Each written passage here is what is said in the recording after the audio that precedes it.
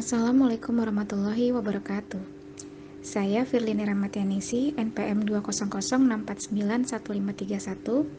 Pada kesempatan kali ini, mohon izin mempresentasikan chapter 10 dari buku Measurement and Instrumentation Principles, 3rd edition by Alan S. Morris, mengenai Instrumentation or Computer Networks. Sebelumnya saya mohon maaf jika tidak semua subbab dapat saya jelaskan dalam video ini. Ini adalah poin-poin yang akan saya jelaskan pada video presentasi ini. Di antaranya yang pertama adalah introduction, kemudian jaringan komputer, jenis-jenis jaringan, topologi jaringan, tipe jaringan dan pengkabelan, IEEE 488 bus, protokol TCP atau IP, modul referensi OSI, gateway, dan contoh aplikasinya. Dalam hal ini saya ambil contoh online payment gateway.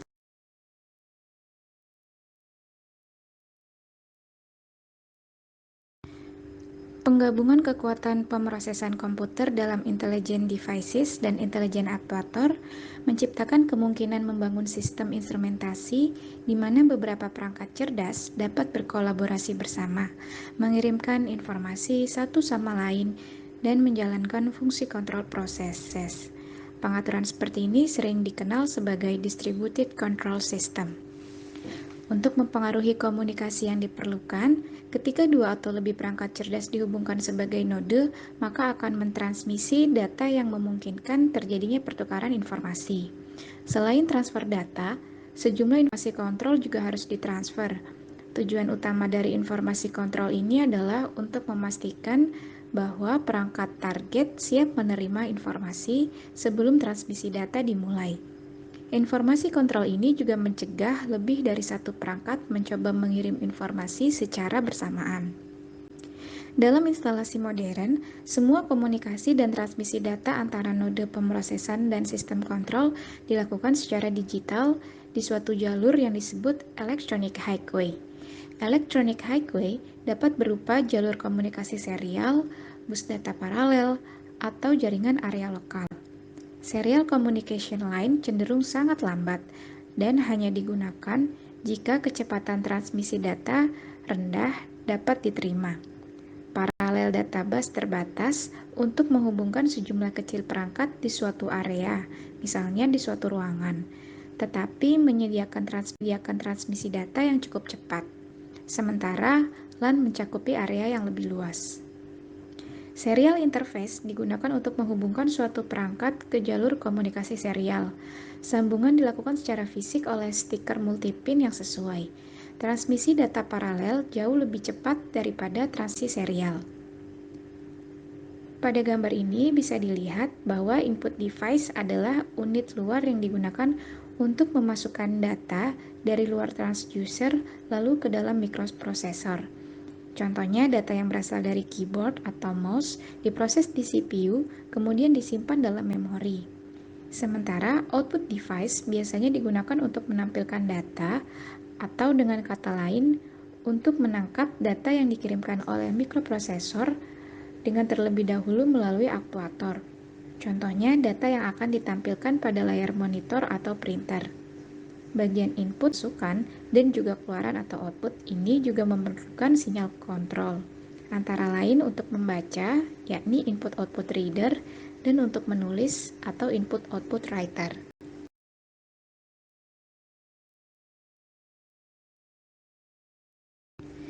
Jaringan komputer. Pengertian dari jaringan itu sendiri adalah sebuah kumpulan komputer atau devices atau perangkat lain seperti printer dan lain-lain yang saling terhubung untuk tukar-menukar informasi dan berbagi data. Setiap komputer atau periferal yang terhubung dalam jaringan disebut sebagai node. Jaringan komputer adalah suatu himpunan interkoneksi sejumlah komputer autonomous. Dalam hal ini, interkoneksi mempunyai arti dua atau lebih komputer yang saling dapat bertukar informasi dengan melalui media kabel atau melalui gelombang elektromagnetik. Sementara autonomous atau otonomi bukan bersifat slave atau master dan remote login. Selain itu, manfaat dari jaringan diantaranya adalah resource sharing, reliabilitas tinggi dengan menyimpan data di beberapa tempat, dapat menghemat uang, skalabilitas, yakni kemampuan untuk meningkatkan kinerja sistem secara berangsur-angsur sesuai dengan beban pekerjaan dengan menambah beberapa prosesor. Kemudahan akses informasi yang berada pada jarak jauh, komunikasi yang mudah dan murah seperti email dan chatting, dan juga manfaat sebagai hiburan, misalnya TV online. Adapun definisi dari internet atau interconnected network adalah sebuah sistem komunikasi global yang menghubungkan komputer-komputer dan jaringan-jaringan komputer di seluruh dunia secara real-time. Pembagian jaringan komputer dilihat dari cakupan dan lokasinya dapat kita kelompokkan seperti gambar di bawah ini, yakni ada Personal Area Network atau PAN, Local Area Network atau LAN, Metropolitan Area Network atau MAN, Wide Area Network atau WAN, juga yang biasa disebut Internet. Untuk Personal Area Network atau PAN, yakni PC-PC dari kita sendiri atau personal komputer. Kemudian untuk karakteristik LAN, biasanya LAN didesain untuk kondisi sebagai berikut. Pertama, beroperasi pada area geografis terbatas seperti gedung, sekolah, kampus. Kemudian memberi akses user-user melalui media dengan bandwidth yang tinggi. Menyajikan konektivitas full-time, melakukan koneksi secara fisik antar device yang berdekatan, menyajikan kontrol jaringan di bawah administrasi lokal, dan teknologi yang digunakan merupakan kabel atau wireless. LAN adalah sejumlah komputer yang sering dihubungkan bersama dalam suatu area tertentu yang tidak begitu luas. Dua tipe jaringan LAN sering disebut peer-to-peer dan juga jaringan server. LAN juga memiliki dua elemen, yakni komponen fisik dan komponen software. Komponen fisik diantaranya merupakan PC atau personal komputer, NIC atau Network Interface Card, kabel, dan topologi jaringan. Khusus untuk NIC, berdasarkan tipe bus, NIC terbagi lagi menjadi beberapa tipe, seperti pada gambar di bawah ini, yakni ada ISA dan PCI. Saat ini terdapat jenis network card yang banyak digunakan adalah PCI. Komponen software terbagi menjadi sistem operasi jaringan, network adapter driver, dan protokol jaringan. MAN merupakan Metropolitan Area Network, mempunyai karakter jarak lebih besar daripada LAN tapi lebih kecil dari WAN, seperti contohnya di kota-kota. Kemudian WAN adalah Wide Area Network yang mempunyai ciri merupakan kumpulan dari satu atau lebih LAN, mencakup geografi atau area yang lebih luas. Dibutuhkan adanya router, dimanage oleh beberapa manajemen atau organisasi, dan teknologi yang digunakan seperti modem, frame relay, ISDN, dan ATM. Sementara internet mempunyai karakter biasanya kumpulan dari beberapa WAN, menggunakan teknologi yang berbeda antara satu dengan lainnya, dan terkadang perlu gateway. Tujuan dari suatu jaringan adalah menghubungkan jaringan-jaringan yang telah ada dalam jaringan tersebut sehingga informasi dapat ditransfer dari satu lokasi ke lokasi lain. Terdapat 6 jenis topologi dalam presentasi ini. Yang pertama ada topologi bus, ring, star, extended star, hierarchical, dan topologi mesh. Topologi bus digunakan sebuah kabel tunggal atau kabel pusat di mana seluruh workstation dan server dapat dihubungkan. Keunggulannya adalah mudah menambah workstation, namun kekurangannya jika satu topologi terganggu, maka akan terganggu seluruhnya. Kemudian topologi ring. Topologi ini berbentuk pola lingkaran atau cincin. Tiap workstation ataupun server akan menerima dan melewatkan informasi data dari satu komputer ke komputer lain. Kelemahan dari topologi ini, setiap node dalam jaringan akan selalu ikut serta mengelola informasi lewatkan, sehingga bila terdapat gangguan di suatu node, maka seluruh jaringan akan terganggu. Keunggulannya adalah topologi ring tidak mengalami collision atau tabrakan pengiriman data seperti halnya topologi bus. Kemudian topologi star. Topologi star Masing-masing workstation dihubungkan secara langsung ke server atau hub, sehingga dia independen. Keunggulannya, karena ada kabel tersendiri untuk setiap workstation, dia tidak mengganggu jaringan lain. Hanya kelemahannya adalah membutuhkan kabel besar yang dibandingkan dengan topologi lainnya.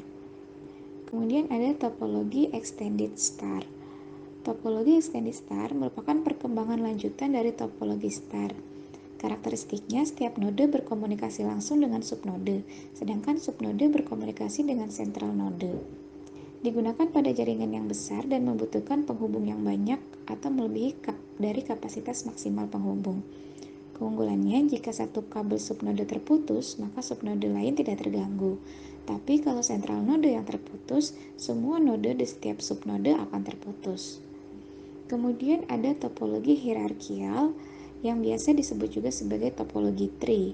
Dia seperti halnya topologi extended star yang dihubungkan melalui subnode dalam suatu sentral node. Topologi ini juga dapat mensupport baik baseband maupun broadband signaling dan juga mensupport baik contention maupun token bus access. Terakhir ada topologi mesh yang dibangun dengan memasang link di antara station. Sebuah fully connected mesh adalah sebuah jaringan di mana setiap terminal terhubung secara langsung ke semua terminal-terminal yang lain. Biasanya digunakan pada jaringan komputer kecil. Topologi ini secara teori memungkinkan, akan tapi tidak praktis dan biayanya cukup tinggi untuk diimplementasikan.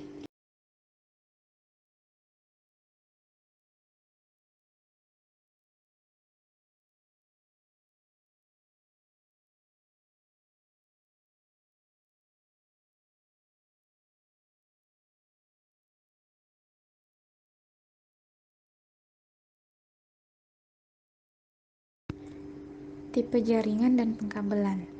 Tipe jaringan pada kali ini dikategorikan menjadi 3, yaitu ada server, peer-to-peer, dan hybrid. Server mempunyai karakteristik data terpusat dan lebih aman. Selain itu juga mudah dikelola. Jaringan peer-to-peer, yakni jaringan yang menghubungkan klien dengan server. Tidak membutuhkan administrator atau admin dan cenderung lebih ekonomis. Kemudian terakhir adalah hybrid yang menggabungkan tipe jaringan server dan peer-to-peer, sehingga kelebihan dan kekurangannya merupakan kombinasi dari tipe jaringan sebelumnya. Kemudian tipe pengkabelan. Tipe pengkabelan dikelompokkan menjadi 4 tipe. Yang pertama ada Thin Net atau Thin Ethernet, Thick Net atau Thick Ethernet, Twisted Pair Ethernet, dan Fiber Optic. Thin Net mempunyai karakteristik murah, mudah digunakan, memiliki panjang 0,5 sampai dengan 185 meter, dan dapat mencakup maksimal 30 komputer terhubung. Sementara Thick Net mempunyai karakteristik lebih mahal, lebih sulit dalam pemasangan, mempunyai panjang maksimal 500 meter, dan maksimal 100 transceiver terhubung. Twisted Pair Ethernet sesuai dengan namanya adalah kabel yang dipelintir-pelintir atau terpelintir. Twisted Pair Ethernet mempunyai 2 jenis kabel, yakni yang terselubung atau shielded dan unshielded atau tidak terbungkus. Twisted Pair Ethernet mempunyai contoh konektor RJ11 dan RJ45. Terakhir ada fiber optic. Fiber optic mempunyai ciri-ciri cenderung lebih mahal, lebih sulit dalam pemasangannya. Oleh karena itu ini hanya digunakan oleh perusahaan-perusahaan besar. Namun untuk masalah kehandalan dan kecepatan sudah tidak diragukan lagi. Kecepatan fiber optik bisa melebihi dari 100 MB per second dan tidak terpengaruh oleh lingkungan apapun atau independen. GPIB atau IEEE 488 bus. GPIB atau General Purpose Interface Bus adalah interface bus atau sistem koneksi yang digunakan terutama untuk menghubungkan peralatan uji elektronik ke pusat yang dikendalikan untuk menjalankan pengujian otomatis meskipun dapat digunakan untuk banyak kebutuhan komunikasi data. Institute of Electrical and Electronic Engineers di Amerika Serikat telah memberikan nomor spesifikasi 488 pada tahun 1978 dan sebagai hasilnya kadang-kadang disebut juga sebagai IEEE 488 bus. Tujuan dari IEEE 488 bus adalah untuk menyediakan interface digital antara instrumen yang dapat diprogramkan. Memiliki 8 jalur data berarti bus dapat mengirimkan 8 bit data secara paralel pada saat yang bersamaan. Awalnya dirancang agar 8 bit computer words dapat ditransmisikan sebagai bentuk kata-kata yang utuh. Jika panjang kata lebih dari 8 bit, seluruh kata tidak dapat ditransmisikan sekaligus melainkan pada suatu waktu dengan catatan memenuhi 3 syarat, yakni unit pengirim siap mengirimkan data, unit penerima siap menerima data, dan bus saat ini tidak memiliki data apapun.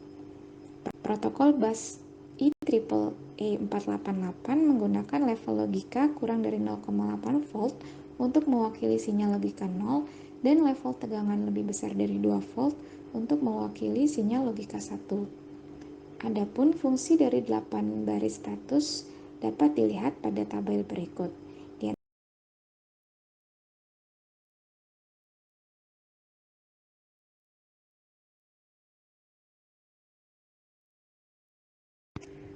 Protokol TCP atau IP. Protokol TCP atau IP terbentuk dari dua komponen, yaitu Transmission Control Protocol atau TCP dan Internet Protocol atau IP. IP address adalah alamat yang diberikan pada jaringan komputer dan peralatan jaringan yang menggunakan protokol TCP/IP. IP address terdiri atas 32 bit angka biner yang dapat dituliskan sebagai 4 kelompok angka desimal yang dipisahkan oleh tanda titik. IP address terdiri atas dua bagian, yaitu Network ID dan Host ID, di mana Network ID menentukan alamat jaringan komputer, sedangkan Host ID menentukan alamat host atau komputer, router, dan switch.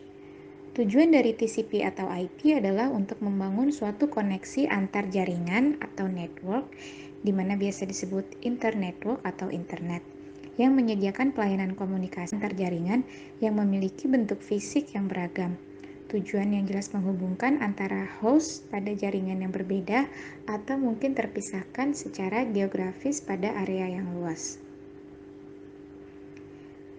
Seperti pada perangkat lunak, TCP atau IP dibentuk dalam beberapa lapisan atau layer.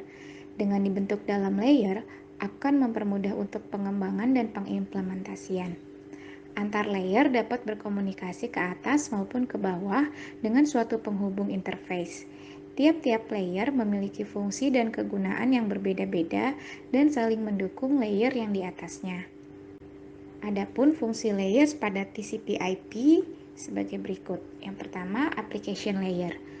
Berperan sebagai high level protokol yang melakukan proses representasi, encoding, dan dialog kontrol data.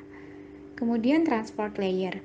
Pada layer ini, data diubah menjadi suatu paket data dan menentukan metode pengiriman, flow control, dan error correction terhadap paket data. Internet layer berperan untuk memberikan informasi alamat asal dan tujuan dari paket data dan menentukan jalur atau rute atau routing pengiriman paket data. Network access layer ini sering juga disebut sebagai host to network layer. Layer menangani semua komponen dan proses yang berkaitan dengan physical link, baik secara fisik maupun logika. Informasi mengenai teknologi jaringan yang digunakan juga pada layer ini. Model referensi OSI. Model Open System Interconnection atau OSI diciptakan oleh International Organization for Standardization atau ISO yang menyediakan kerangka logika terstruktur bagaimana proses komunikasi data berinteraksi melalui jaringan. Standar ini dikembangkan untuk industri komputer agar komputer dapat berkomunikasi pada jaringan yang berbeda secara efisien. OSI terdiri dari 7 layer, yang mana bagian atas dari layernya, yakni layer 5, 6, dan 7, difokuskan untuk pelayanan dari suatu aplikasi. Sedangkan untuk layer bagiannya, yakni layer 1, 2, 3, 4, berorientasikan tentang aliran data dari ujung satu ke ujung lainnya. Dapat dilihat pada gambar cara kerja OSI layer, yakni dari mengirim data, kemudian application, presentation, sessions, transport, network, data link physical, kemudian dikirim ke physical link, yang mana melalui layer yang sama dari bawah ke atas, sehingga komputer bisa menerima data. Adapun fungsi dari masing-masing layer dapat dilihat pada tabel dan juga contoh protokol yang tersedia.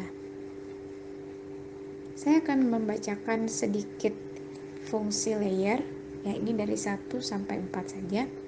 Yang pertama ada layer physical atau physical layer, berfungsi untuk mendefinisikan media transmisi jaringan, metode pensinyalan, sinkronisasi bit, arsitektur jaringan, seperti halnya Ethernet atau token ring.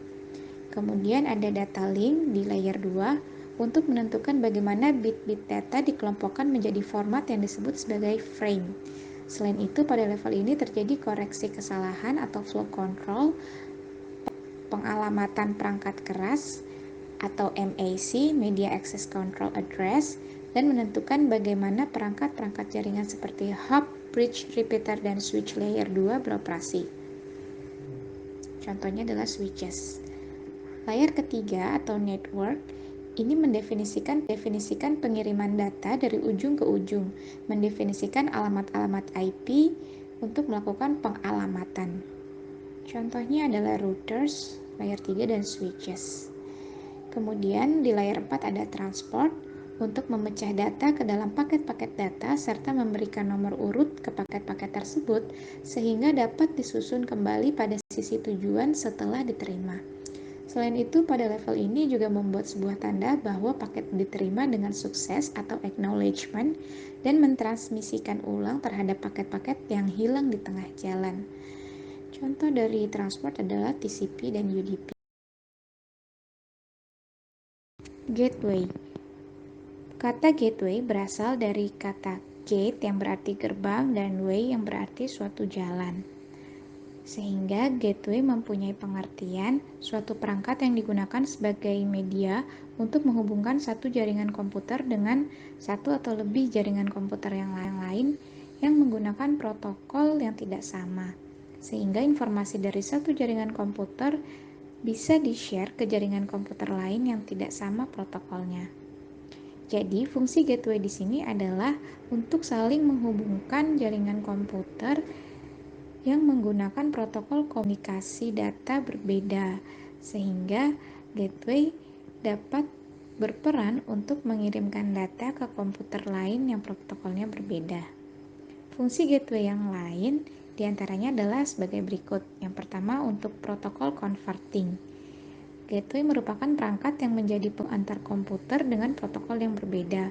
Apabila kedua komputer saling terhubung, maka fungsi gateway adalah untuk menyelaraskan kedua protokol yang berbeda, sehingga dengan begitu kedua komputer tersebut bisa saling terhubung dan terkait. Kemudian, untuk mempermudah akses informasi, setelah berhasil mengkonversi dan menyelaraskan protokol, fungsi gateway selanjutnya untuk memudahkan penggunanya mendapatkan akses terhadap informasi, sebab kedua komputer tersebut telah saling terhubung dan sudah siap untuk saling bertukar data. Yang ketiga adalah untuk berbagi perangkat keras. Misalnya untuk printer server. Dalam sebuah jaringan yang ada di kantor atau tempat lainnya terdapat sebuah printer yang ingin digunakan secara bersama-sama. Maka disinilah gateway dapat berperan. Kemudian untuk pengamanan dan pengaturan data, dengan adanya gateway, sebuah perusahaan atau organisasi tertentu lebih mudah dalam mengintegrasi dan mengorganisasi data-data penting dalam perusahaan. Yang terakhir ada untuk menstabilkan dan meningkatkan performa komputasi. Dengan adanya jaringan yang dibentuk dengan gateway, apabila suatu saat ingin melakukan peningkatan performa komputasi, maka tugas-tugas komputasi dibagi secara rata ke setiap komputer, sehingga menjadi lebih stabil dan performanya pun menjadi meningkat. Cara kerja gateway seperti layaknya pintu untuk mencapai jaringan lain. Paling tidak setiap gerbangnya mempunyai dua macam interface jaringan. Misalnya saat pada mengakses internet, sebuah alamat website bisa ditempuh apabila sudah melalui gateway yang sudah memberikan rute dan arah untuk suatu paket data bisa sampai pada suatu tujuan.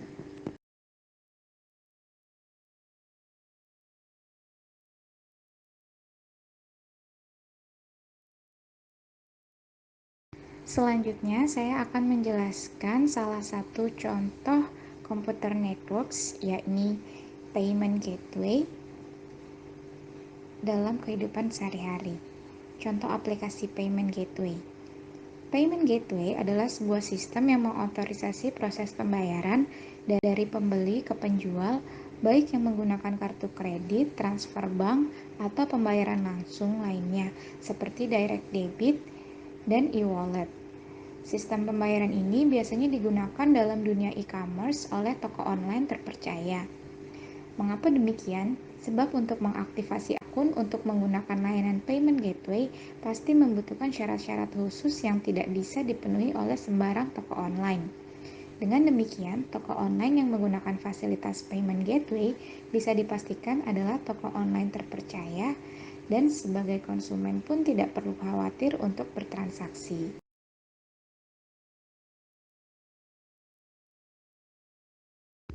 Berikut adalah gambar yang menjelaskan cara kerja atau flow payment gateways. Yang pertama ada customer. Pelanggan toko atau customer online melihat dan memutuskan untuk membeli suatu produk berdasarkan informasi yang disampaikan pada koneksi sumber payment gateway. Kemudian customer melakukan submit order di toko online store tersebut dan akan memberikan kontak atau informasi di payment gateway. Payment gateway akan meneruskan informasi tersebut ke prosesor pembayaran bank dari customer. Prosesor pembayaran meneruskan informasi transaksi ke asosiasi penerbitan kartu yang digunakan, misalnya kartu Mastercard atau Visa. Tahapan selanjutnya, bank terkait akan menerima permintaan ini dan mengirimkan balasan ke prosesor dengan kode khusus, serta memberikan konfirmasi apakah transaksi tersebut berhasil atau gagal. Prosesor pembayaran akan mengirimkan pesan itu ke payment gateway, kemudian akan diteruskan ke website yang terdapat di online store tersebut, serta pemegang kartu hingga transaksi dapat dinyatakan berhasil atau gagal. Payment Channel Gateway. Saat ini, payment gateway sudah semakin populer di tanah air. Macam-macam payment channel, yakni dapat berupa kartu kredit, kartu debit, tunai di gerai retail, e-wallet, iPay88, Sendit, Fastpaw, Fastpay, dan berbagai ekstensif payment channel yang dapat dilihat di gambar. Kelebihan payment gateway. Dari sisi penjual, kita dapat memperoleh beberapa keuntungan, diantaranya lebih cepat dan mudah memeriksa pembayaran, melindungi data kartu kredit dengan teknologi enkripsi data dan informasi saat pelanggan melakukan transaksi. Toko online tidak perlu lagi menyediakan banyak rekening dari berbagai bank karena payment gateway bisa menerima dana transfer dari berbagai rekening bank dan menyalurkannya ke satu rekening milik toko online. Cepat dan aman untuk transaksi massal. User friendly karena payment gateway dilengkapi dengan dashboard yang membantu penjual atau pembeli dalam proses rekonsiliasi penjualan seperti laporan penjualan, detail pelanggan, void, dan refund dari transaksi. Aman bagi pengguna kartu kredit karena payment gateway memiliki teknologi fraud detection yang berfungsi untuk mencegah terjadinya kecurangan pembayaran di toko online. Kemudian dari sisi pembeli akan memperoleh keuntungan. Yang pertama, sangat mudah dilakukan, sederhana sekaligus aman untuk kegiatan berbelanja online. Kemudian pada saat ingin bertransaksi, para pembeli atau customer juga bisa langsung bayar tanpa harus membuka-buka lagi website untuk melihat rincian harga dan produk kembali. Karena biasanya rinciannya sudah dirangkumkan ke page di mana transaksi akan dilakukan juga.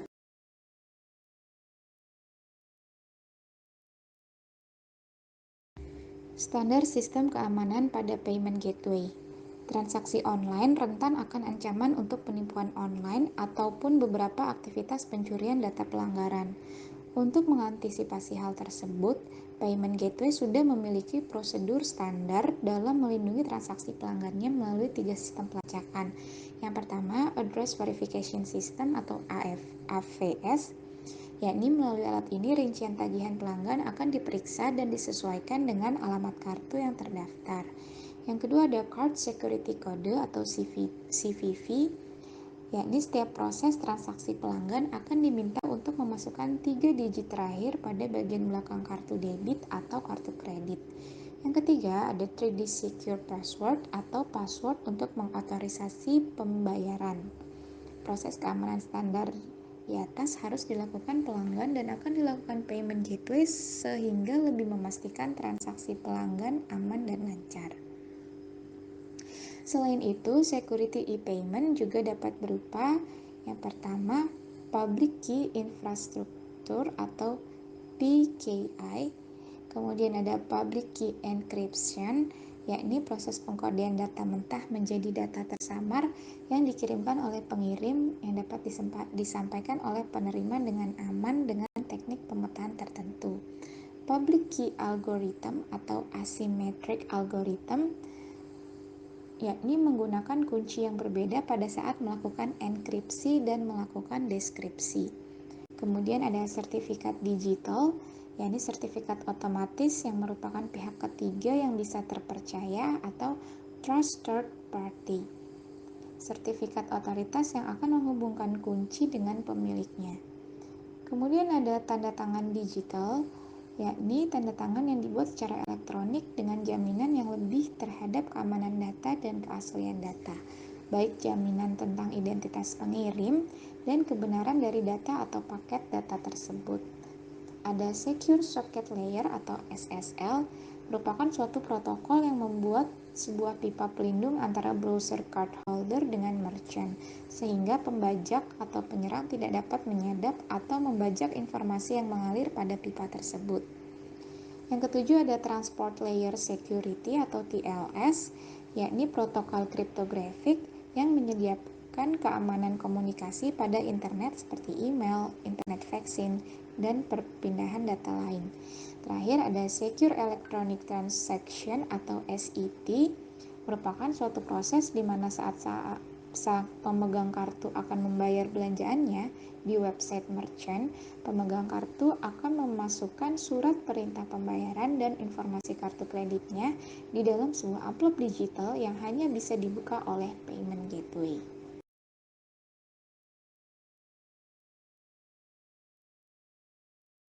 Demikian presentasi yang dapat saya sampaikan melalui video ini. Kurang lebihnya saya mohon maaf. Terima kasih sudah menyaksikan video presentasi ini. Semoga bermanfaat dan akhir kata, wassalamualaikum warahmatullahi wabarakatuh.